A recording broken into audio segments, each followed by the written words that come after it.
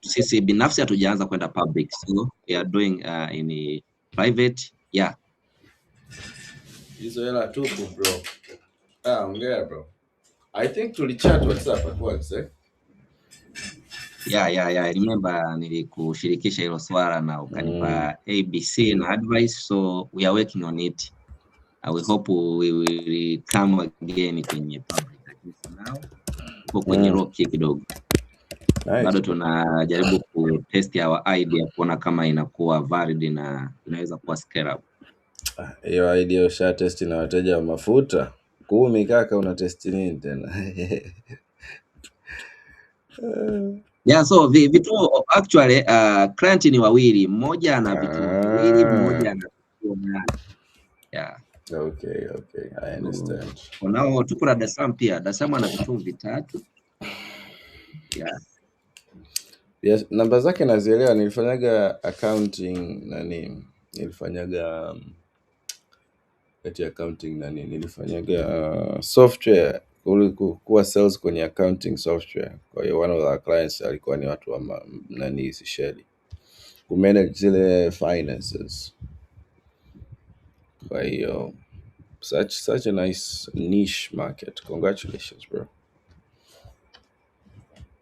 Asante sana. Alright, sawa. Richard tuko na Jeremiah facilitator wa leo. I hope ameleta energy kama last week because it was a vibrant session, and mimi binafsi as a non-technical founder I gained a lot of things, a lot of standards and practices ambazo tunakuwaga tunazichukulia poa. Tuna uswahili mwingi sometimes, you know. Kwa hiyo last week's session was really good for a non-tech founder like me. Lakini what about you Casto Malimali? How was last week upande wako? Biashara imeendaje? I'm good. So still busy, but it was always good. Nice. Una run startup gani ama unafanya mishe zipi? My name is Kusi, by the way. Tuko na Jeremy and Richard. Okay. Now, I'm still building, but I'm working with an incubator called IA Business Hub Center at Arusha here. Last week we have idea fund program, which students present their ideas. So yeah, let's try to build the ecosystem to students. Interesting. Nice to know what you're doing. Susan, how was your week? And what do you do? I remember Susan alikuwepo last week here, if I'm correct. I am building an e-commerce platform called Kidu. Nilikuwepo. Okay. Yeah, leo ndo nikasema nivae a t-shirt that matches with your profile picture, so I think that's to appreciate the interactivity in our last session. So Susie is building Kidu errands. I think I'm one of the few people who have had the chance to see Kidu from an idea to a prototype. Well, ulikuwa unatumia WhatsApp before, and now it's on the web and app. Nice. Congratulations. Let's see who else is here. Growth is really beautiful when you see it. You know, it's really beautiful. Judith, how was your week? And tell us about you and your startup. Hello, my week was great, and my startup is called Tuni Comics, and we aim to combine art and innovation in tech to create products that help address society's pain points. Our first product is Tuni Comics, a language learning platform. It has comics that are bilingual to help children and end users practice the language they're learning using the language they already know. Nice. Tuni Comics. I remember Judith. Hey, congratulations. I think it has been 3 years now in the Founders Tanzania community. I remember that Nice. Mwajuma, I'm very interested kwa sababu wewe ni Nantech, uko kwenye my industry. What brings you to the web literacy session? Mwajuma Shingo, our community manager. Tuambie bwana, introduce yourself and what you do, alafu personally nauliza why are you interested in the web literacy session? Ama uko tight? Naona ulinipa tu reaction. Okay. Good morning. Good morning. Mimi naitwa Mwajuma Shingo, founder wa Conis Beauty, now in brands. Kampuni inaitwa Shimso Natural Limited. Tunajishughulisha na uzalishaji wa organic cosmetics. Asante. Kwa nini uko interested na hii web literacy session? Sorry? Kwa nini uko interested kujifunza kuhusu web literacy? Nataka kujiongeza, yani kujiupgrade. Kuongeza maarifa. Bas. Thank you. It's interesting to know. Sijui tuitaje physical tech ama industry tech founders now in the web literacy. Karim Tantau, nadhani tutamaliza na wewe on these introductory sessions. Tell us about you and what do you do as a startup and how was your week?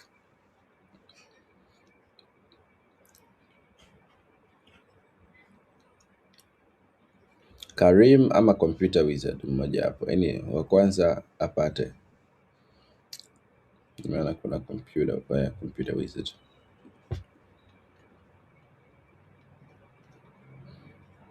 Jeremy, am I live? Nisije nikawa na Yeah, nakusikia. All right, basi. Nasikia vizuri. Kumbe wao ndo the problem. Sawa. Jamani, karibuni sana on the web literacy basics for founders, especially for us non-tech founders. And this is part 2 of it's a sequel on what we did last week.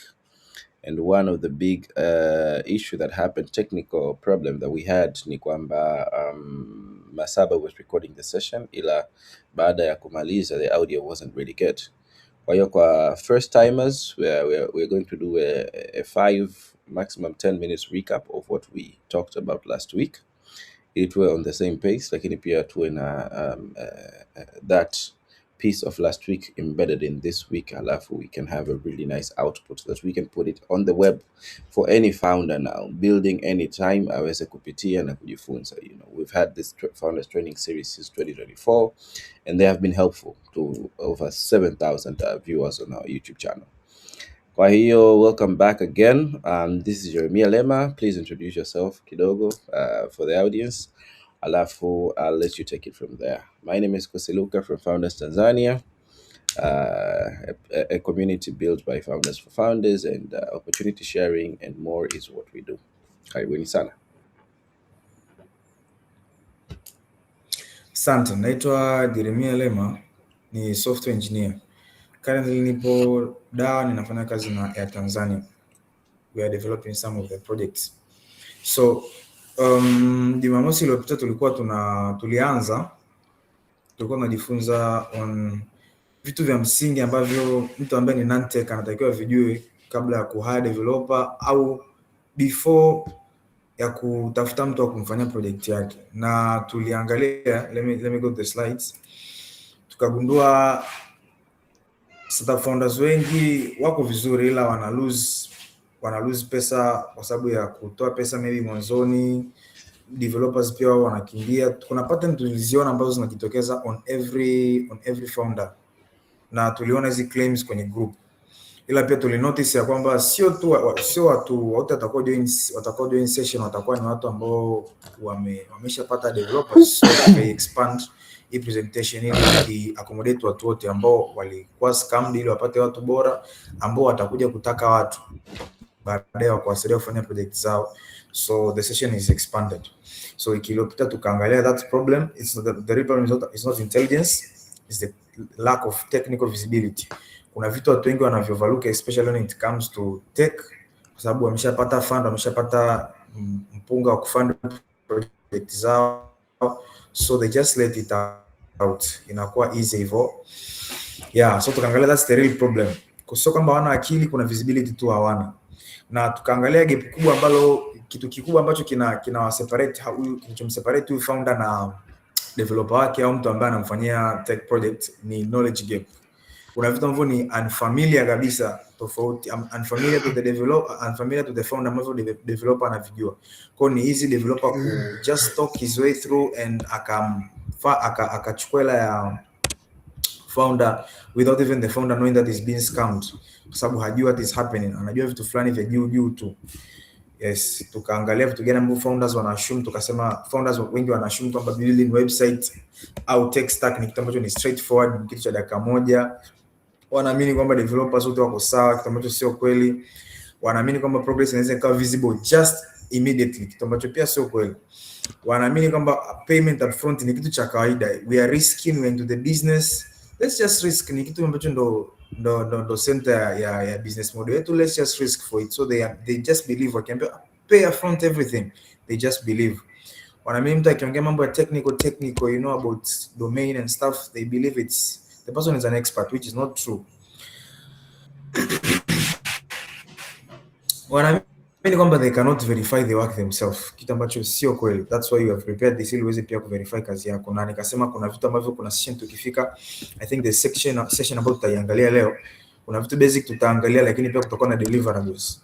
Nikiwa namaanisha kuna PDF nitakutumia na mtu ambaye atakuwa interested zitamsaidia.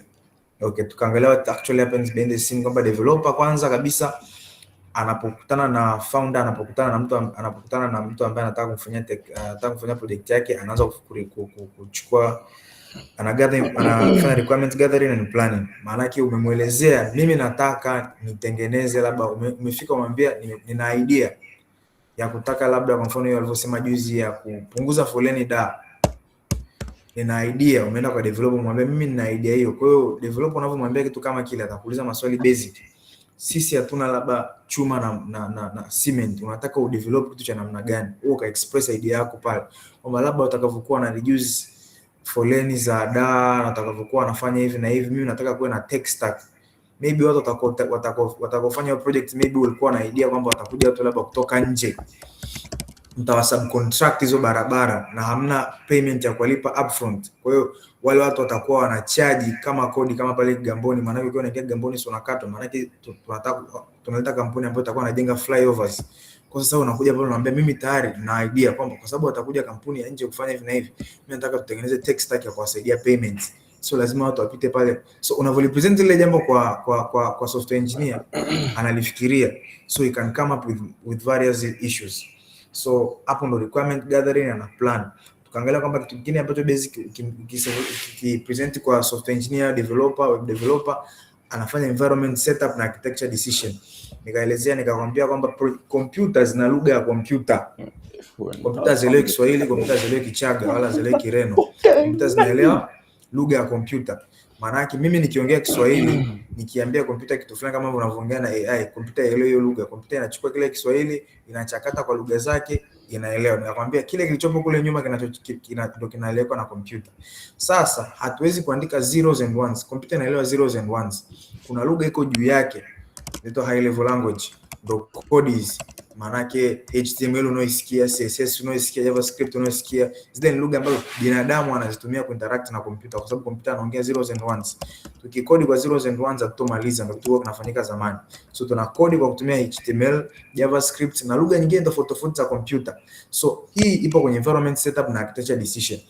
Kila project inafanyika tofauti. Kama ni mobile development itafanyika tofauti kabisa na inayofanyika web development. Nikawaambia tena iterative development. What really happens behind the scenes, project inafanyika kwa hatua, haifanyiki all through. Pia kwamba ni kitu fulani nataka tutengeneze tech stack ya kusaidia watu kufanya malipo na wanakuwa wanatembea labda na vikadi, any idea. Ile project implementation itaenda kwa vipande, haitoenda all through siku moja. Kwa hiyo this is what really happens in the scene, behind the scene. kule mbele nitakuonyesha nitakueleza some model, lakini pia nitakupa document ambayo itakusaidia kuganya project zako kwenye phases, especially when it comes to payment, ili uweze kumlipa wewe mtu with phases. Nakwambia kuna kitu kinaitwa testing, debugging and deployment. Kila phase ina testing, kila phase ina debugging, kila phase ina testing na debugging, ila ina deployment. Deployment ndio the final phase. Maana yake tukifanya phase 1 tutatest vitu vyako kama vinafanya kazi, tutaenda test. Tukienda phase 2 tujue kabisa ya kwamba kilicho na shida sio phase 1 kilicho complete, ni kiko kwenye phase 2. Maybe integration, tumeshindwa kuintegrate phase ya kwanza na phase ya pili, mifumo haisomani kama mshasikia statement. Nikakwambia what really happens behind the scene. A professional developer documents the work and ensures you can maintain or update the site in the future. Number 20 chapter. Where scammers typically enter, nikakuonyesha kwamba scammers wanaingilia wapi. This is the same description nimekueleza pale mwanzoni. Kuna maneno wanaongea, you cannot really wana pressure kutoa payment upfront. Yeah. Kitu basic ambacho tulikiangalia kwa undani zaidi last session ni maelezo ya what our website really is. Tukaona website ni kitu gani, tukatoa analogy ya kwamba imagine kwamba kuna kiwanja na kuna nyumba imejengwa kwenye hicho kiwanja, lakini wewe unayejenga nyumba haununui kiwanja, unalipia kiwanja ila unaishi bure.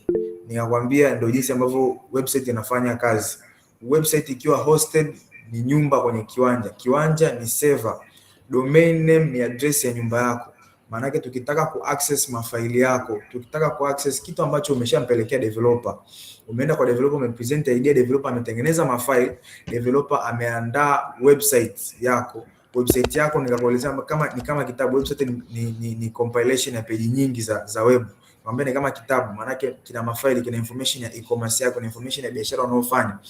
At that same moment, wakati umeshampa developer amemaliza, developer atakachokifuata ukifanya ni kwambia anafanya hosting. Anakufanya hosting, ndio hiyo sasa tunajenga kwenye kiwanja. Kufanya hosting huwezi kufanya bila kulipia. Maana yake kuna watu wana kiwanja, wao ndio unawalipa ili waweze kuhifadhi mafaili yako. Nikakwambia huwezi kufanya hosting pasipo domain name, because without domain name we cannot access your website. You can have domain name without web hosting, but without unaweza ukawa na domain address. Sehemu yangu ni hapa, ila sisi tukifika tu kuona ila itakuwepo, tunaweza kuaccess. Ila ukihost peke yake hata kuaccess hatuwezi kuaccess kabisa. Either of the two, vyote vile vinategemeana. Nikakuelezea vizuri kabisa hapa. Nikakwambia developer alikwambia nitumie hela, umeongea naye siku ya kwanza akakwambia nitumie hela kufanya hosting, nikakwambia inakuwa ngumu sana kuweza ku maintain hiyo project kwa sababu hujaiona hiyo project. Siku ya kwanza umeongea naye akwambia nitumie 200,000 kwa ajili ya hosting, hiyo ni scam right away. So nilijitahidi kuelezea what is hosting, what's a domain name, what's a server, browser inafanya nini na what files do. Lengo ni ili mtu asije akupigia tu simu umepata developer akwambia kufanya hosting. Kuna phases za kukagua project yako. Uiangalie project yako, je, ndio nilichokuwa nakitaka? Is this really what I wanted? Is this what we talked about? Sababu akishafanya hosting na akishaweka domain na ulishamlipa hela, kumbana inakuwa ngumu, kumanage project yako inakuwa ngumu. All right, Jeremiah. Yes. All right. Hapa ninaingilia kati kidogo ili tusio na part 3 kama movies za bongo za mwaka 2000. Lakini okay. I remember explicit this session kwa ambao kuwepo itabidi tu wakose kidogo, lakini nakumbuka specifically na kitu kicho stand out kwangu kilikuwa ni kuweka GitHub ambayo unaona pia progress as a non-tech founder. Kama wiki kuna kitu kilifanyika na mlikubaliana kuna kitu kitafanyika wiki hii, it's easy to see it on the GitHub repository. Kwa hiyo without further ado ni kwa naomba to jump into part 2 ya wiki hii, labda kama umalizie ndani ya dakika moja mambo yote yalikuwa yamebakia, alafu tuingie kwenye part 2. Then kama mtu yote una swali, please raise your hand kabla ya ku-unmute, then mimi nita sequence au maswali vizuri. Thank you everybody. Let's get into part 2. Okay. I think nimeelezea vya kutosha. Sidhani kama kuna dakika moja ya kuongeza.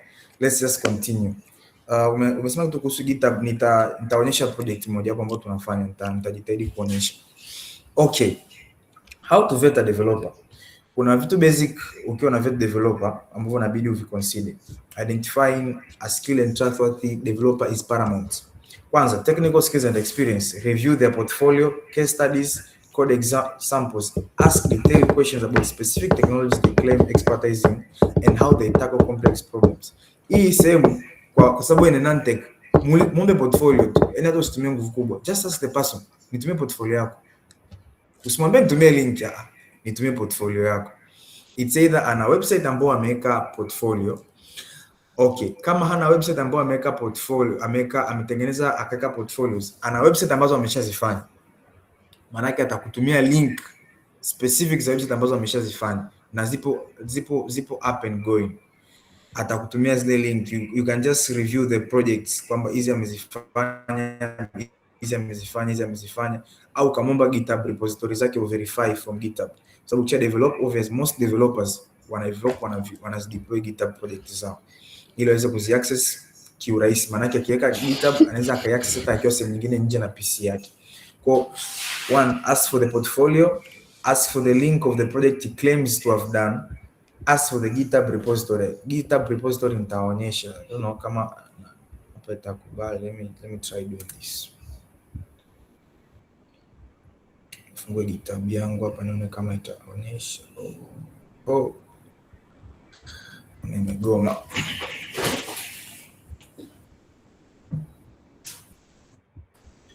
Mnanisikia? Yes, kaka, you're loud and clear. Okay. I'm having a problem with my PC. It's stuck up. PC stuck. Okay. Don't worry about it. Unaweza kaendelea huku, alafu we can cycle back to that later.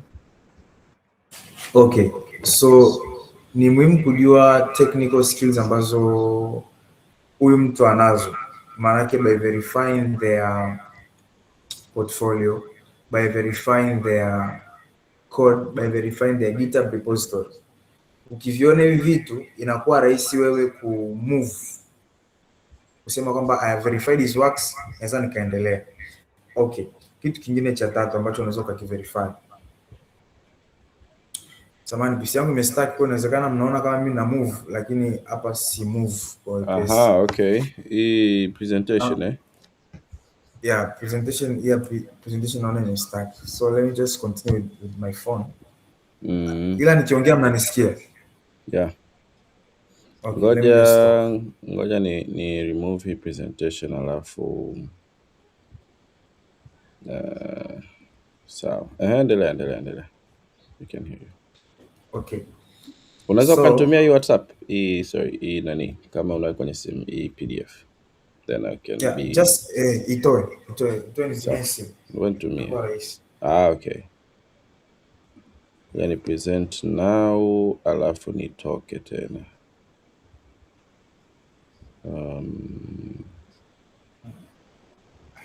Nitoe hiyo. Aya ndo natoa sasa.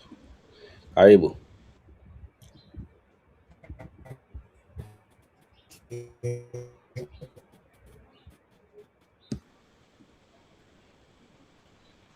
Hapa nasikika? Yeah, yes. Sema zima mic moja. Zima mic moja kwenye PC moja au simu.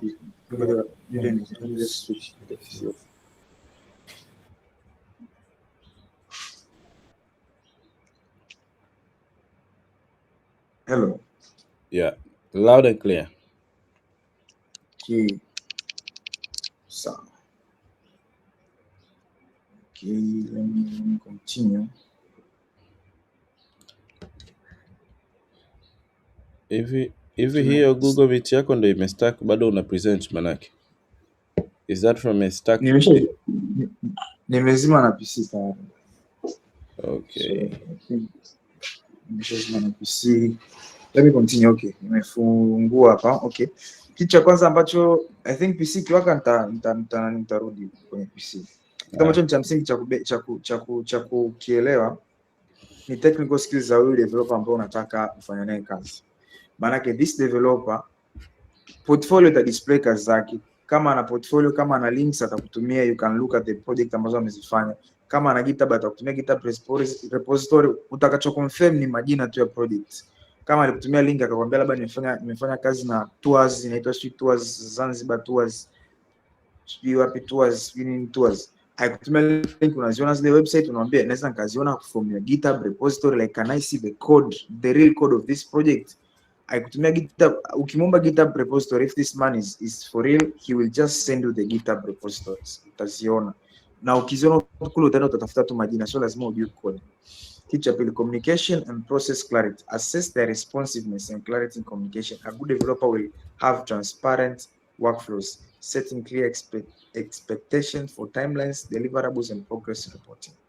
Huyu mtu atakuwa na mawasiliano mazuri back to back. Maana tukisema kama tuliongea leo siku ya kwanza, siku ya pili, we can easily follow up through and tunaweza tukafuatiliza through. So we talk today, tunakubaliana kitu fulani, and you don't give feedback, you just keep quiet. Kitu cha tatu, client validation and references. Always request contact previous clients.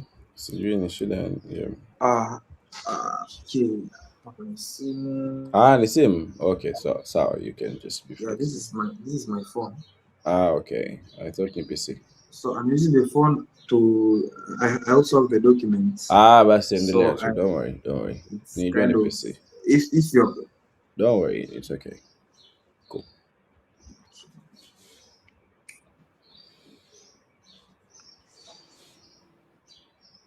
Client akifanywa kazi haikunyime kumpigia simu. I hope nasikika. Yes. Manake developer akifanya kazi na mtu, client akimfanyia project vizuri, hajaweka restriction ya kutafuta kupigiwa simu kuuliza huyu mtu kama alifanya kazi nzuri. Kama unaenda kufanya deal maybe na mtu, then the person you're going to do deal with huna uhakika naye, ila alishafanya kazi na watu wengine, unaweza kumuulizia kwa watu wengine. The same way with developers. Umetafuta developer, you are not sure, au umesema same like I need a person to do for me a website, and you're not sure about what is happening. Akaja huyo like the person came na huyo mtu akaja and you're not sure of what he is going to deliver. You can easily ask from previous client, bro, au dada, ushafanya project hii na watu wengine? Ndio. Give me the phone. Can I call the clients nijue if you truly deliver, how you work and stuff like that. Yeah. Okay, let's look at red flags. Vetting red flags while vetting a developer. Beyond the positive attributes, potential warning signs is just as crucial. These red flags can save your startup from costly mistakes and prolonged frustration. Kuna vitu ukiviona from the person who you're trying to who is trying to do for your project, ukiviona mwanzoni ni vitu ambavyo ni red flags. Yani hata kama atafanya project, ni vitu ambavyo unatakiwa uweke kichwani, this is not supposed to go the way it should. Why should a person ask ndo kitu cha kwanza tunaangalia hapa. Red flag moja hapo, demanding full upfront payment. Hatutoi hela yote mwanzoni, yani you cannot do that. Huwezi kutoa hela yote mwanzoni. Natamani 1 minute nikuonyeshe kitu hapa. Hatutoi hela yote mwanzoni mostly when it comes to development. Sio kwa sababu tunataka tuwe wachungu wa biashara, hapana. Ni kwa sababu development ina phases. Development haifanyiki throughout the process. Manake very important, you need to make sure the person shows you the process and shows you the phases of development. Then after showing you the phases of development, from the phases of development, you will pay the person according to those phases. Okay. In a document, this document I will share with you.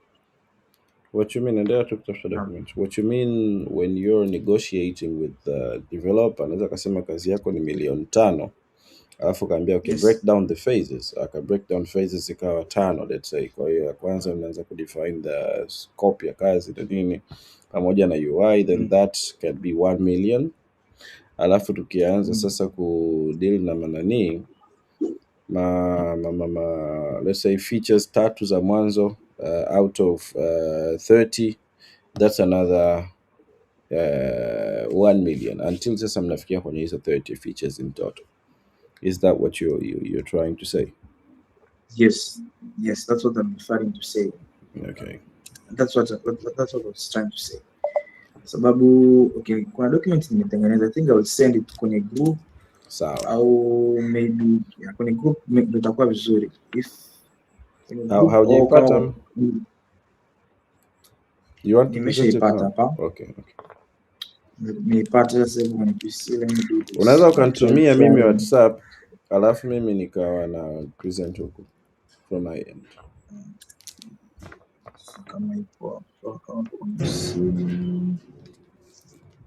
Au kama your PC is back, just join back and continue. Jamani, kuna mtu yote na swali before we proceed as he's setting up?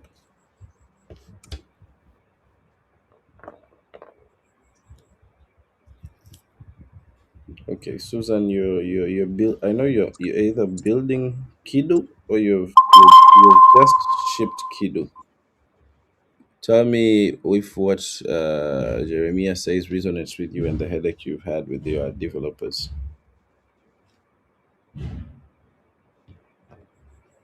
Sijui nasikika. Unasikika. My headache was, can I trust them? Kwa sababu ni watu wa nje wanataka ku-license the platform kwa mtu wa Tanzania. Kwa hiyo I was like, what if ni matapeli? Hiyo ndio ilikuwa worry yangu, kwamba unaweza ukafika mtu kweli anafanya process nzima, kwa sababu yeye mwenyewe malengo yake ni process ikamilike, alafu mkianza ku-transact unashangaa hela zinaondoka za watu ambao zimekuwa stored in the escrow or something like that. So that's what I was mainly worried about. Interesting. Kwa hiyo kwako it wasn't from scratch, lakini ilikuwa ni partnership ambayo inaleta the tech side of the project.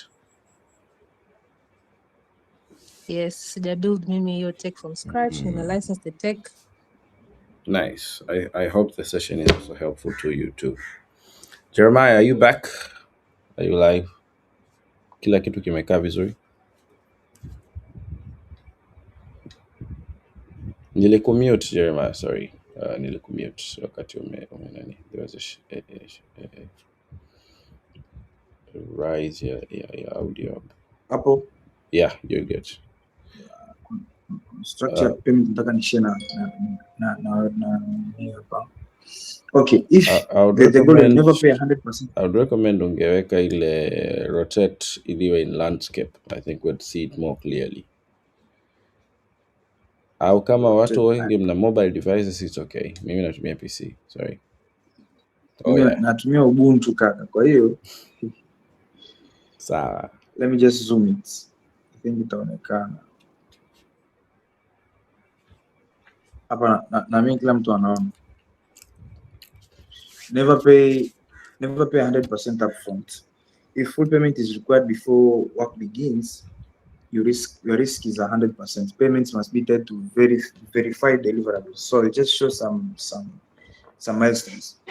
Manake milestone ya kwanza mnaweza mkakubaliana like 20 to 30% hapa kulingana na mtaji ambao upo. Manake scope is finalized in writing, everything is clear. Timeline is agreed kama project yetu tena miezi 3. Wireframes or design direction is approved. Amekutumia design tofauti za project yako, umeziona hizo design, umezipenda, umekubali kama this is what I want. Milestone ya pili, design to completion. Hii design alizo kutumia hapa mwanzoni, hizi ni kama mockups. Actually sio zote zinakuwa ziko coded. Hizi zinakuwa kama mockups, hizi wireframes design zinakuwa kama mockups. They're just things you see, tuna prepare na Figma, sio kitu ambacho ni full. Milestone ya pili, design completion.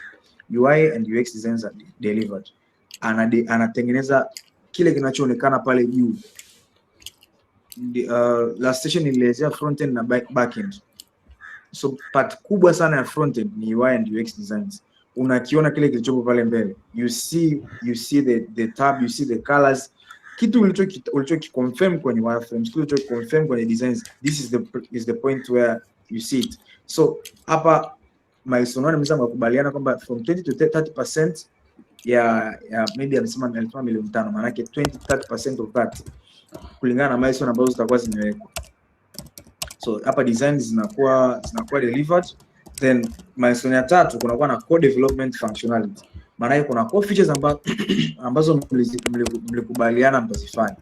So kila core feature ambayo mlikubaliana, maybe itakuwa ni kwa ajili ya transaction, maybe ni e-commerce. So every core feature, kila feature moja moja unaziangalia, zinawekwa kwenye demo, you see them, you test them, everything. After finishing this step, then we go to the final step. Manake umeshaangalia kitu kikiwa develop phase by phase, kinakuwa deployed. Kikiwa deployed, kinakuwa deployed kwenye live server. At this point tunakuwa tumemaliza payment. This is the final delivery and handover. Deployments to live server, admin access provided, anakupa na wewe access kama admin, source code provided, credentials handed over, all agreed features are completed. Una kila kitu, una password za admin, una credentials zote, source code unazo, unajua zilipo. Akija developer mwingine unaweza ukazitafuta source code ukazituma. This is a very big mistake watu wengi wanapuzia. Anampa developer project yake, hatafuti kujua admin access, hataki kujua vitu vinakuwaje handed, anaamini developer akishamfanyia kazi imeisha. So website iko akisearch pale www.co.tz anaipata, .com anaipata, akumbuke kwamba vitu alivilipia domain yake, alilipia hosting yake, so anasahau. It's very basic. Kabla wakati unamlipa final payment, you take the password zote za admin unazichukua. Password admin ndo anakuwa na uwezo wa kushusha site au kupandisha site online. Sawa, kuna TCRA labda na mamlaka nyingine za serikali, ila nje na hizo mamlaka ya serikali au mamlaka za juu au hackers, mtu mwingine ambaye anaweza aka-alter chochote kwenye website yako ni admin. Ukimwachia developer credentials zako, kuna uwezekano mmoja either atapoteza, au mbili, kama ni mtu ambaye ananiambia atatumia website yako vibaya, he will do some stuff ambazo kama website yako labda ina payment transaction, anaweza akaa na cut off 0.5. Usijue kwa sababu umwachia admin access. What payments should be tied to, ana maelezo I think na mfano ukipata title you guys will pass through this. Naomba ni share tuendelee na presentation yetu ile ya mara ya kwanza.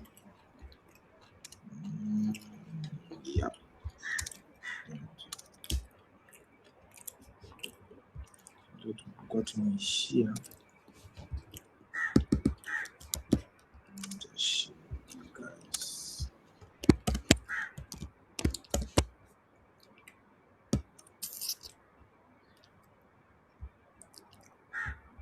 tulikuwa tuko kwenye how to vet developer. Tulikuwa tunaangalia red flags ambazo developer au founder akiziona. Tulikuwa tunaangalia demanding full payment upfront. So because of time, stop check like kitu hapa. This is very basic. Kipengele cha payment is very basic. Na kipengele kingine cha msingi ni track record. I think nimekikava kwenye full payment. Kama unamlipa mtu kwa phase, maana yake unaweza ukatrack. Track record maana yake utrack kazi za huyo mtu, vitu very basic. Utrack kazi za huyo mtu kabla ya kufanya naye kazi. I think nimekiongelea hapa juu. Okay, kuna pricing model. Unamfanya project, kuna na propose model 3. I think huku chini niliona founders wali introduce escrow, ila pia ni model moja hapo ambayo nilipropose. I think kama sio kwenye hii ipo somewhere here, source code escrow option. Let's just see this pricing model. All of these models hizo unaweza kufanyia kazi na hizo ni implementable. Model ya kwanza ni fixed price. Fixed price, you agree upon a total cost for a just defined project. You agree upon a total cost for precisely defined project scope, ideal when requirements are crystal clear and unlikely to change. Unlikely to change, offering predictability but less flexibility.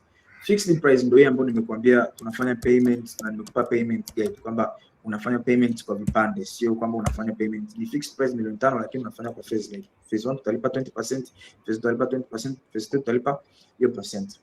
Time and material, you pay for the actual hours worked and resources consumed, based for project with evolving requirement of an agile approach, providing flexibility but requiring careful budget monitoring.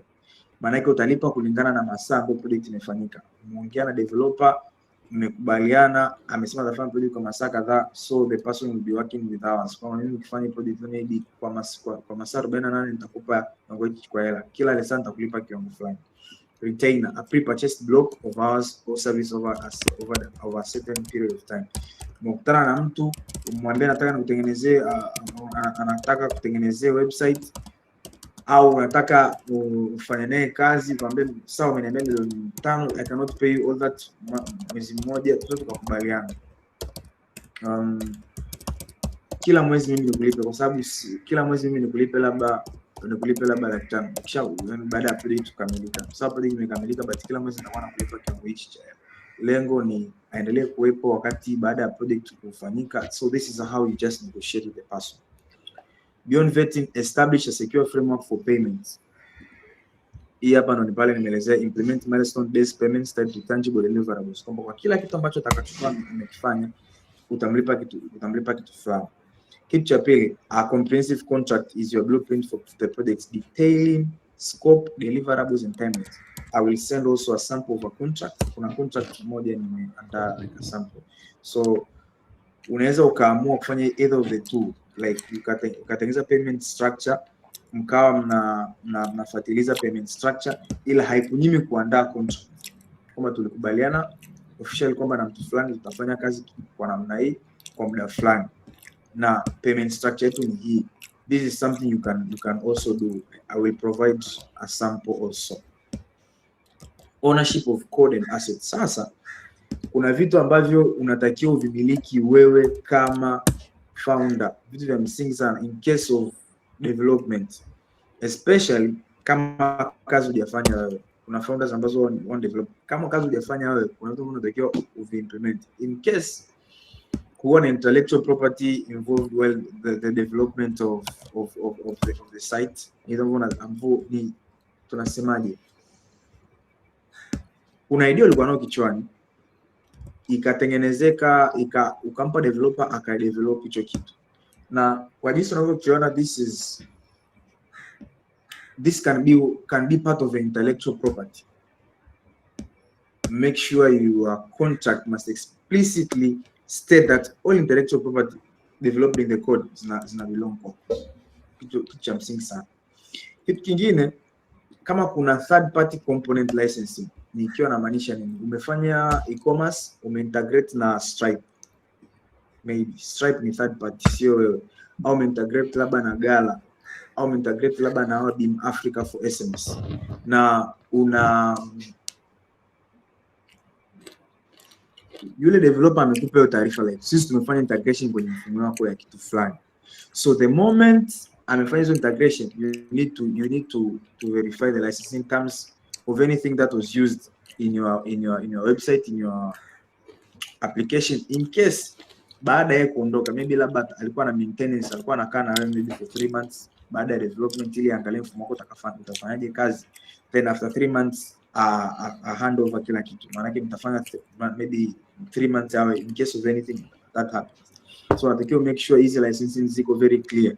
In case atakuja developer mwingine anataka kufanya renew au mtataka kufanya updation version ya the website, huyu mtu akiwepo na kwa rahisi.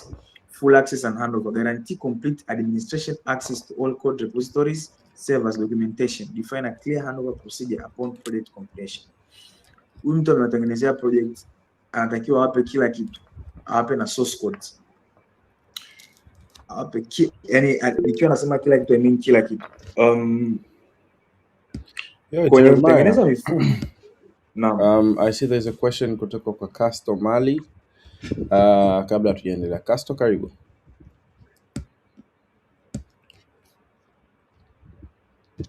Sina swali, but hatimaye nimenyosha mkono.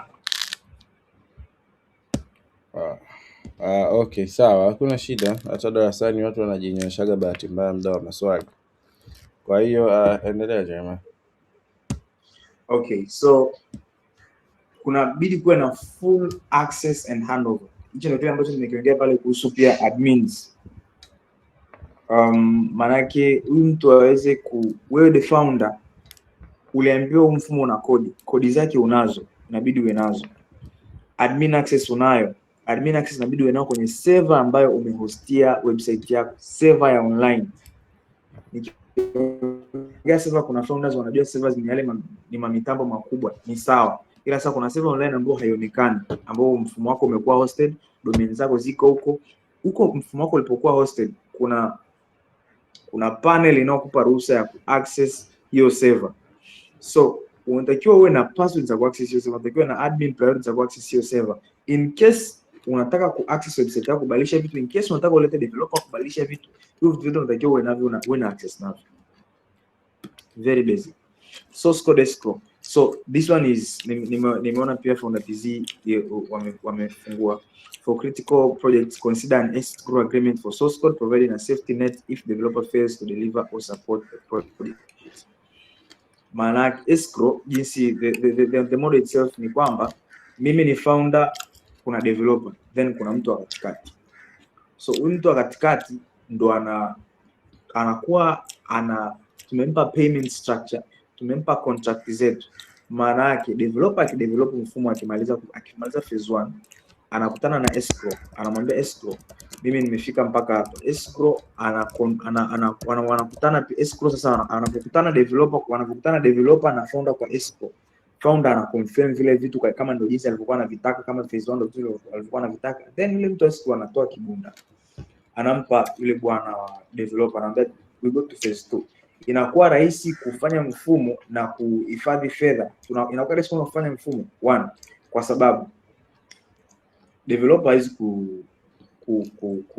kuchukua zaidi ya hela au kuscam, since you already 2 people and the money is somewhere. Developer hawezi kuibiwa, there's already a trusted party from the escrow. Na inakuwa rahisi pia develop kukiwa na escrow party, just in case either party wants to withdraw. Nikiwa na maanisha ni developer amechukua project alafu amefika katikati, amegundua project ni kubwa kuliko alivyokuwa anategemea. Ameshalipwa phase 1, ameshalipwa phase 2, phase ya 3 anaona ni ngumu. Angekuwa ipo peke yake na founder, angemlog, akamwambia bwana, unajua hapa tumekaribia kumaliza, tunakaribia kuhost, nitumie hela ya kumalizia. Ila kwa sababu kuna escrow, developer hawezi kuongea kitu kama hicho. Developer ataondoka, na in case of anything, maybe 40% of the money went, maybe 60%, the founder can look over another way to find another person to develop. Na kunakuwa na timeline. So imepita miezi mitatu project haijaisha, the escrow party can easily bring it up, and this thing can either be called off or can either work out. So kwenye mojawapo ya documents ambazo nitashare inaonyesha, I will share with you. Naona muda umeenda kidogo. Yeah, na nilikuwa nimenyosha mkono hapo nikwambie Jeremiah, tuna 10 minutes. Sijui kama utupe pia prediction if we need an extra 10 minutes. I hope watu tunaweza tukakaa mpaka saa 5 dakika 10 kidogo tu. Hapa namalizia part moja tu. I think most of this nimeelezea mwanzoni. Sure. Niweka just because of going deeper and making. So let me just naomba nisisitizie hapa kwenye hii part ya ownership of code and assets, then I'll just do one section nitakuwa nimemaliza kuruhusu maswali. Ni rahisi kufanya project in case unajua project ina timeline gani, project ina structure gani, because everything is structured. If everything is structured, ni ngumu kufanya kitu ambacho kipo nje ya timeline. Manake money is structured, the phases is structured, the payments are structured. Kwa inakuwa rahisi kufanya. I want us to look at one other last section, alafu tutakuongelea 100% upfront scam, domain hijack. Unapoteza credentials zako, unapoteza domain yako kwa sababu hujaweza kuhandle admin access. Losing control of your domain name can be catastrophic for your startup, severely your digital identity and impacting all online operations. Unapopewa vile vitu, anapokupa admin, kwa sababu hicho nataka nikimalizie, then I think tutakuwa tumemaliza. anapokuwa amekupa admin access, anapokuwa amekupa vitu vyako source code na kila kitu basic ambacho unatakiwa ufanye ni kubadilisha password. Haunyimi kubadilisha password ya panel yako, maybe ni cPanel au Stinger panel yote ambayo ina domain yako, na hiyo panel pia ina hosting ya mafaili yako. Unaruhusiwa kubadilisha password. Ukibadilisha password, then in case yule mtu atakuwa ana maintain website yako maybe for the next few days, it's easily for you to track the password kupitia. Akitaka kuingia anakuomba wewe password, anaingia, you just know kwamba ana maintain for 3 months. Baada ya kumaliza, in case baada utataka version development, umefanya biashara for maybe your brand is set up for 1 year 2 years, na mnaona kwamba kuna kitu kinataka kuna kitu kipya nataka kuintegrate AI, because una password na kila kitu kipo, you can easily hand over them to another person. Kwa hiyo yule aliyepita hawezi kuvichezea, and you are secure them. The person that comes, you can easily hand them over to the person and ni rahisi kwa development. So kuna vitu vingi ambavyo tumeextract throughout all this. Kuna diligence in vetting, maana yake niwe makini kwa wakati ninapata mtu ambaye anafanya development kwa ajili ya project yangu. Kuna case ya Susan alikuwa yuko hapa, naona ame left, I don't know kama amesha get back. Alikuwa anasema alikuwa anawaza maybe this people will run with me with the money, maybe watafanya. So ulishafanya vetting, they're the good people, you people have contracts, amefanya handing over ya passwords na amekwambia integrate payment. Unatakiwa ujue integration na payment alizifanya maybe through a third party au mlitengeneza mfumo wenu. Kama ni through a third party, kitu cha msingi cha kuchukua ni password, kwa sababu third party huwezi kumhack. Ukishachukua strip, ukiregister strip, wanakupa zile API unazintegrate kwenye mfumo wako. Ukishazintegrate zile API kwenye mfumo wako, password ukiwa nayo ndio unaweza access payment. In case wanatengeneza mfumo wao personal, labda kulipa maybe kwa kutumia lipa namba au maybe kwa kutumia, unaweza kutengeneza payment structure yako. Kama uko vizuri, unaweza kutengeneza payment structure yako. Hiyo ndio ya kuiwaza, maybe the way around, but most of the time ni cumbersome, so most people don't do that. Most people use third party. So ukishafanya diligence in vetting, make sure you have robust contracts. Those umeformalize every aspect of the project, from scope to intellectual property to safeguarding your legal standing. Mimi nimeshaongelea milestone payment. Akisha unaofanya project yote na mtu yote, especially when it's a startup, na milestone payments. Mmegawanya project yenu kwa milestones na unampea mtu kwa milestones. Sasa kuna escrow for founders. If you're in founders TZ, you can use it to your advantage. Asset ownership, akisha nikupa domain, I ensure full control of your domain, code and digital assets from day one. Akisha unajua kodi zako ziko wapi, hata kama nimekutumia zip folder unalo kwenye computer. In case labda una maswali na nini, labda uelewe, you can access me. Mimi ni rahisi kwenye access, nipo kwenye group, you can access me through Kusi. Ni rahisi kwa access in case una maswali, maybe kodi yangu ndio nini hapa. You need to have full access of your domain, you need to have full access of your code, you need to have full access of your digital assets from day one to prevent hijack and loss. Yeah. Kwa kumalizia, naweza nikasema web literacy kwa founder yote ni very important. Kama kuna kitu muhimu ambacho founder anatakiwa nacho, sio tu web, tech literacy generally. Kwa sababu hivi vitu vinashabihiana. So kama ni vigumu mwanzo, ni vigumu, ila ukishaelewa web, kama ambavyo mimi nilivyoelezea kuhusu web, the same way this thing applies to mobile, the same way this thing applies to desktop application, the same way this thing applies to various technologies, even to AI. Ni kwamba tu AI hatuna namna ya kuicontrol, ila namna zipo. Watu niseme hatuna namna ya kuicontrol na sense kwamba unaweza ukawa umeintegrate API ya AI. Yeah, so this is very important for everyone to know, kwa sababu huwezi kuwa unafanya startup na niseme center of your business model is your application, is your website, and you know nothing about it. Take time kujifunza more and more about this. Mimi nitashare na I think I will share with you guys all of the deliverables. Kuna documents kadhaa nimewaandalia, I will share with you guys. Kwenye group kuna founders access control checklist, kuna founder hiring and developer vetting checklist, kuna payment structure guide, kuna sample contract outline. Hapa pia nimekuwekea na warning, usitumie kama you're not sio formal, ni sample tu. Kuna universal website must have guide. Hii ni universal, vitu gani vya msingi ambavyo unatakiwa uwe navyo kabla ya kwanza, yani wewe kama founder, sio website tu. Hii hapa ni hadi project yote.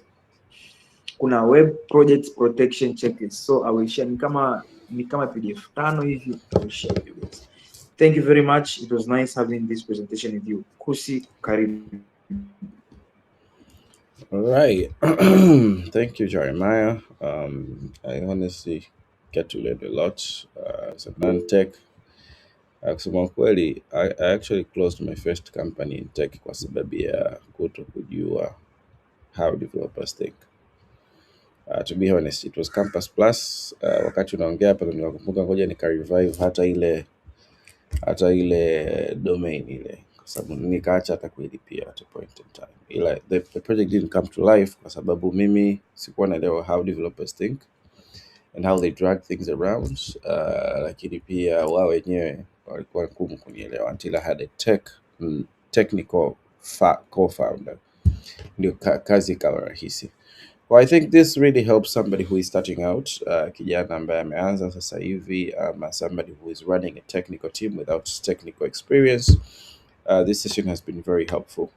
Kwa jamani, karibuni kwa maswali. I think ambazo nilikuwa nazipata katikati ya session mulikuwa ni is it recorded, wengine wanaulizia presentation slides. Anybody else with a question, a very bespoke question, karibuni before we continue.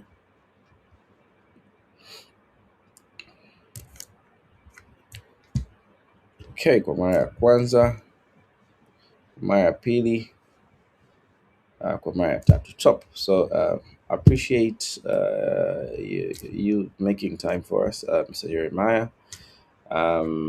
Nadhani kitu kikubwa cha kukisikia baada ya hapa ni unaweza developers wakakumind wakakuteka, kwa sababu you have shared a lot that really helps the founders and the people who are building up. And I am looking forward to hear testimonies at the Founders in the Forum after this session. Personally, I will be I am better in terms of interacting with developers and being more professional and talking to them in their language.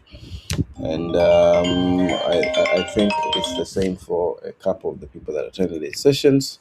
I like to appreciate you a lot for the new people in this session. This is conducted by Founders Tanzania. It was facilitated by Mr. Jeremiah. Founders Tanzania is a community for founders created by founders, and we do share opportunities and more with each other. And the founders training includes one of the things that we do to just help each other build up and grow up.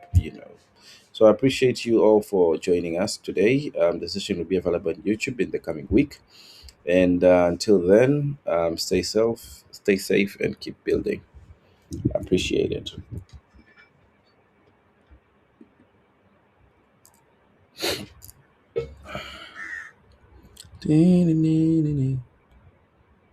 Whew.